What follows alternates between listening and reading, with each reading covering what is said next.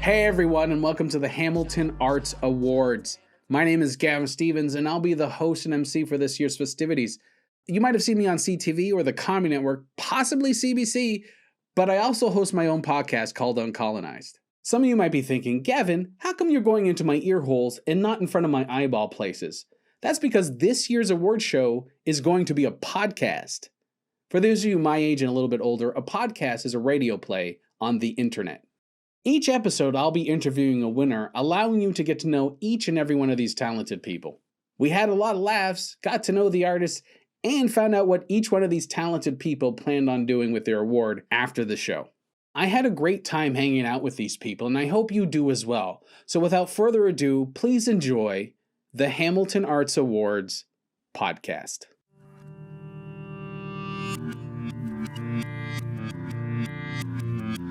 Janet Rogers is a Mohawk Tuscarora writer from the Six Nations territory of the Grand River, where she operates the Ojitsto publishing label. Janet works in page poetry, spoken word performance poetry, video poetry, and recorded poetry with music. She is a radio broadcaster, documentary producer, and media and sound artist.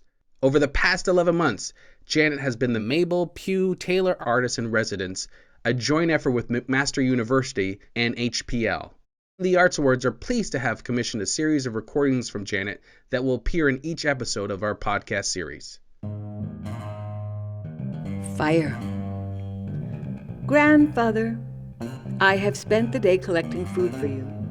On a night like this, so clear and open, you must be hungry and ready for a visit. Here, I have words for you on sacred paper. These old verses no longer serve. This is where I thought we could start. Sacrificed and wasted, I offer you emotions, love unrequited, youthful energies unbecoming of the queen I have grown into. Burn these regrets. Let the cinders of lost years make a happy bed for fire babies. Take these tools of self-destruction, all the poisons and misplaced pain, boil them in a pot and lock the lid. Warm my flesh in your thick flames. Let me feel you wrapped around me in trust of a most certain shaky tomorrow. Help me know when I am here, you are here too, in my heart. And from my eager hands, I will grow the light you provide and warm the humans with absent touch. Grandfather, you are an ancient miracle, infinite and forever. Firelight at the beginning of time, burning stronger than night stars, more gently than my own memories.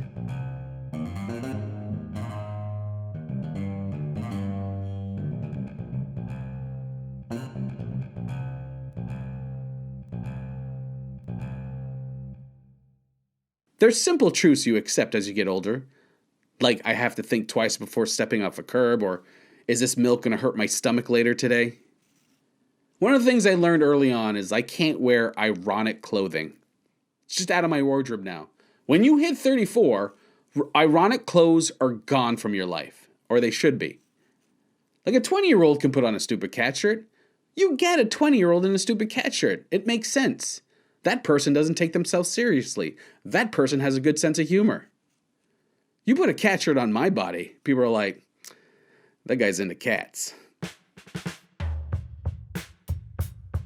All that being said, I have a podcast called Uncolonized. Each week, my friend Daniel Grant and I talk about social issues, political issues, pop culture issues, and racism in Canada, and we make it funny. I know that's hard to understand, but if you listen to it, you'll get it. You can listen to it on Apple Podcasts, Spotify, Google Podcasts. Anywhere you listen to podcasts, you can get Uncolonized.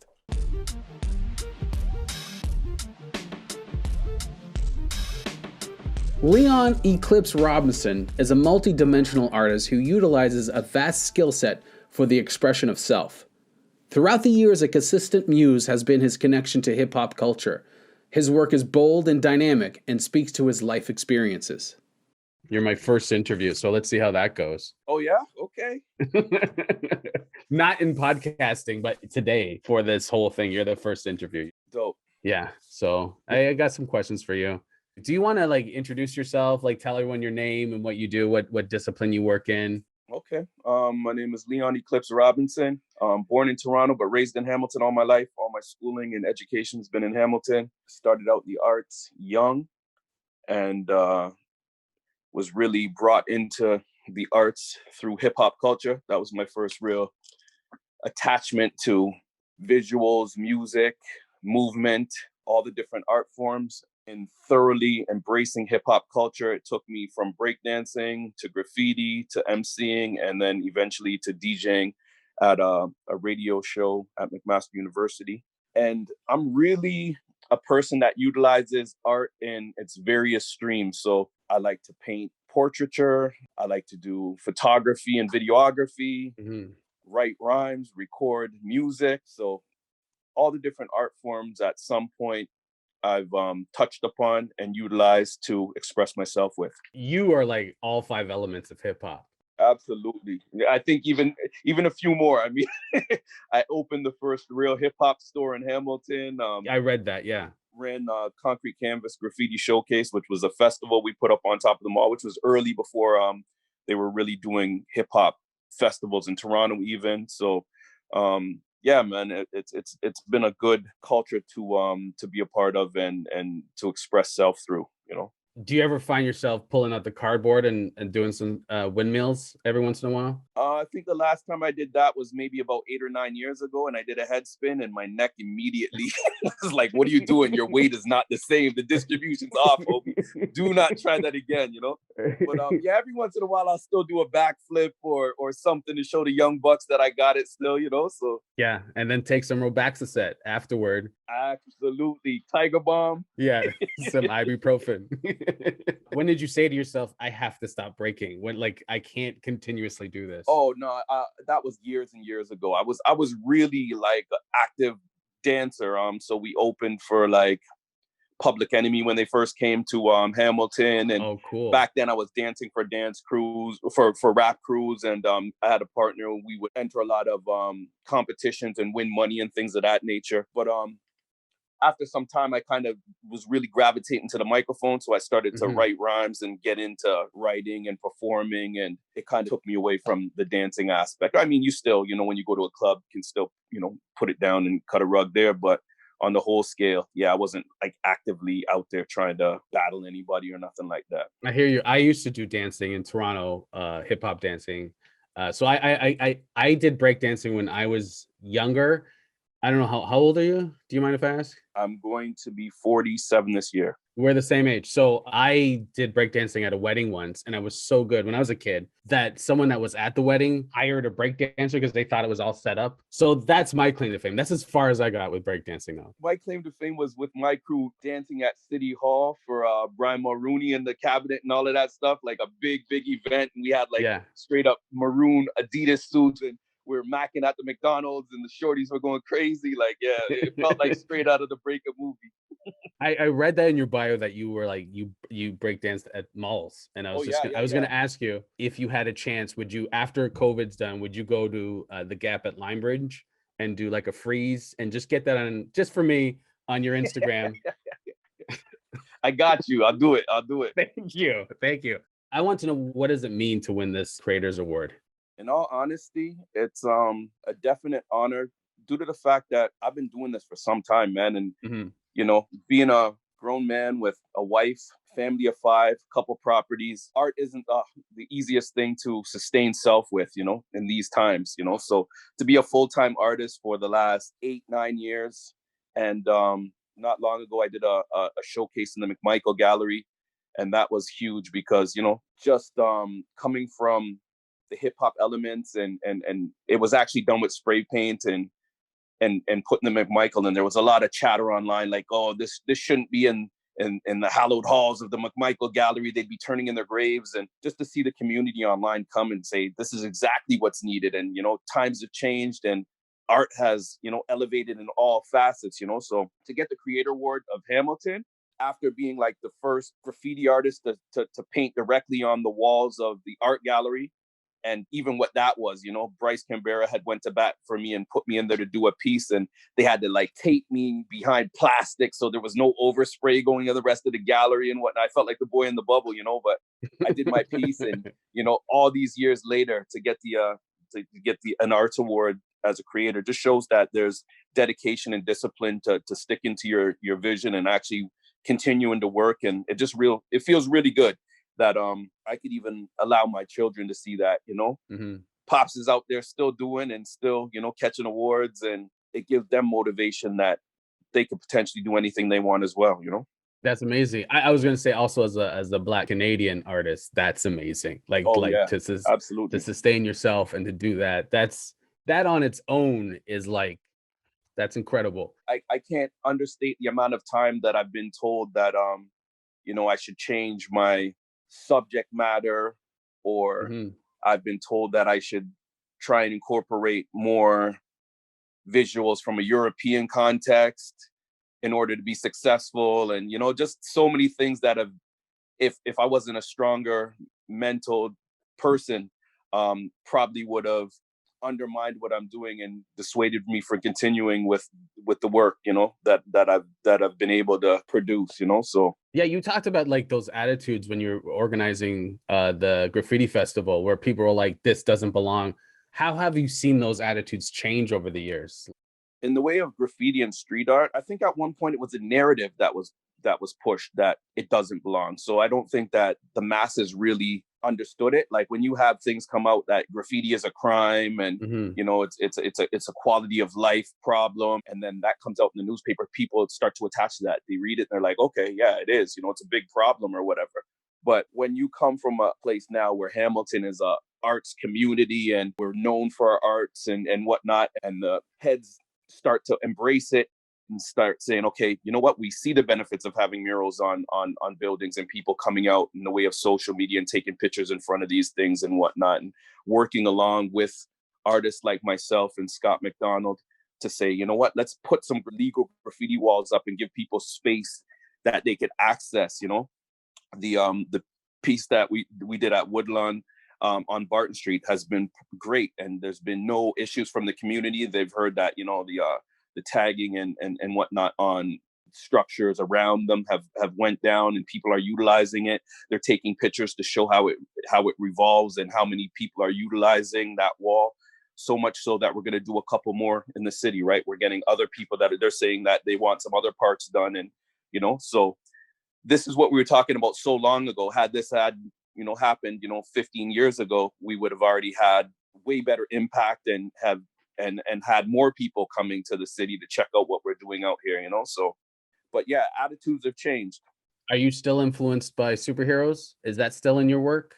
Yeah, not really so much. I'm more influenced by people. People that are Muhammad Ali is featured a lot in my work, and yeah, I'm more influenced by the work of normal people that do superhuman stuff, that seem to do superhuman stuff. Yeah, I was looking at your train, those pieces that you sell on those train cars. Yeah. I grew up in Scarborough, and though, like, if you go down by the LRT, I don't know if you know the LRT down by Scarborough, the train yards where all the Yep. subways and the LRT meet.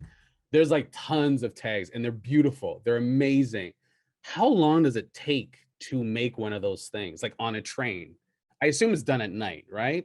Absolutely.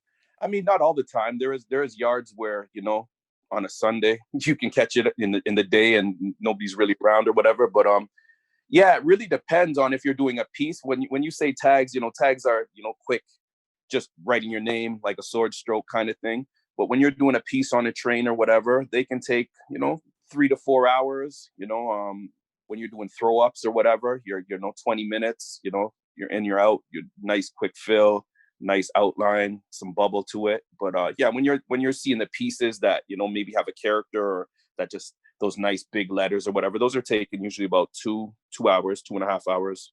You make it sound simple. Like, I can't do a straight line with a pencil. You make it sound like 4 hours. It's like that would take me forever. Yeah. What kind of food would you pack if you were going out to Oh tag no, a there's no train? food, man. There's no food. Nah.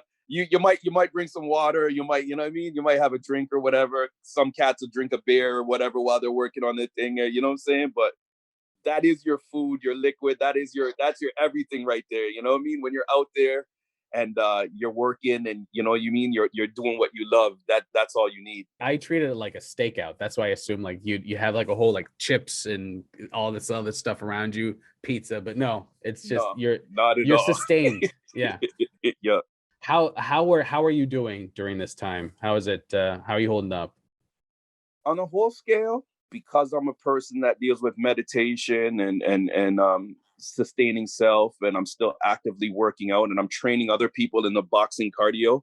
I do a little boxing program where I do some personal training for people and help them with their fitness goals and stuff. So it kind of makes me be on point with my own, fitness goals and my own spiritual, mental, just making sure I'm holistically centered and good within myself so I can help the people that I'm training with. So, Yeah. but then I do see other people struggling with things. And, as I said, I have children that I got to make sure that they're on point and that they're okay and, Yeah. and give them a good balance, 21-year-old, 19-year-old, 18-year-old, as much as we're locked down in certain things, I still got to give them, access to see friends and things of that nature and make sure that they're able to enjoy a quality of life and it's not too, it's been over a year, right? So Yeah. we got to look at things of that nature. But the frustration is I'm art, I'm luxury, you know what I'm saying? It's not everybody's purchasing art and these times, even worse, right? So I do these vinyl figures and certain things that help bring in some funds to the house. And Yeah. I recently just did a book with Maestro Fresh West where I Oh, cool. illustrated his children's book. Oh, that's awesome. It's called Stick to Your Vision, Young Maestro Goes to School. So that took me a good 3 months to work on that. And it's out now and it's touching the people's hands and we're getting really, really good feedback with that. So that was a good 3 months to work through in COVID. And Yeah. they came to me at September and I was pretty well done December, January. So Yeah. yeah. How does COVID affect your art? How's it Being 100% honest, I haven't been as motivated to work on pieces that, when you're just working on pieces for your practice that you want to do for yourself to eventually put in a gallery or exhibition to show.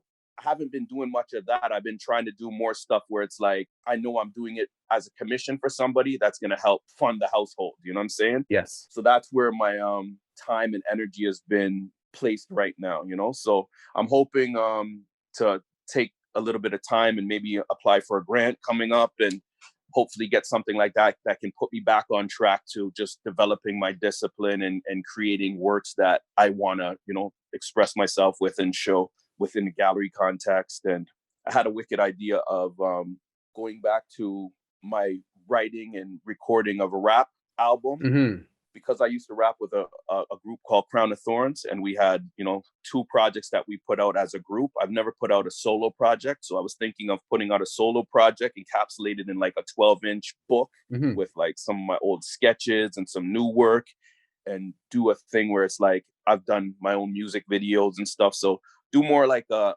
concept piece where the music is played, there's new work shown in a gallery space, and then some of the videos I would create for songs, What do you miss most of pre-COVID? Like, if you could do it right now, what do you miss the most?